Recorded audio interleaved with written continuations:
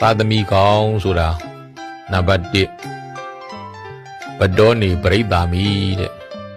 ငါကိုကျွေးမွေးခဲ့တဲ့မိဘတွေကိုငါပြန်ပြီးတော့ကျွေးမွေးရတော့မယ်ငါမိဘမွေးကျေးဇူးငါမိဘကျွေးကျေးဇူးတွေကိုငါပြန်ဆက်ရတော့မယ်သာသမီကောင်းဆိုတာ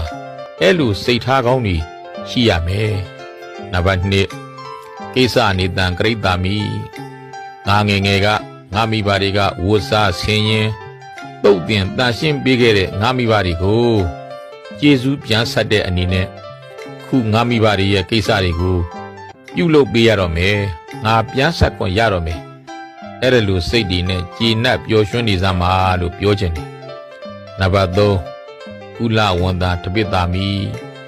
မိဘကိုမိဘမှန်သိပြီးတော့ပြုစုစောင့်ရှောက်တတ်တဲ့အသိရှိတဲ့မျိုးနွယ်ဆိုတဲ့ကိုမျိုးယူကိုမျိုးနွယ်ကိုထိမ့်သိမ့်တတ်တဲ့သာသမီကောင်းဖြစ်ရတယ်ဆိုပြီးတော့လေဂုဏ်ယူလိုက်စမ်းပါနံပါတ်4ဒါရစ်ဇံပฏิပိစ္ဆာမိမိဘတွေစီကကောင်းမြတ်တဲ့ကုသိုလ်အမွေတွေကိုငါဆက်ခံနိုင်တယ်ဆိုတဲ့စိတ်ကိုမွေးပြီးတော့ကျေနပ်ပါနံပါတ်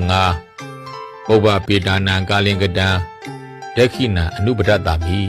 နောက်ဆုံးငါမိဘတွေသဘာဝတရားမလွန်စားနိုင်လို့သေဆုံးသွားခဲ့ရင်တောင်ငါမိဘတွေအတွက်ငါကုသိုလ်ပြုမယ်အမျှဝေမယ်လို့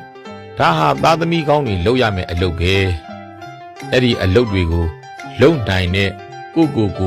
ဘာကောင်းသမီးကောင်းဖြစ်ရတာဂုဏ်ယူစရာလို့သိမြင်ပြီးတော့ကျေနပ်ဂုဏ်ယူနေစေခြင်းလေ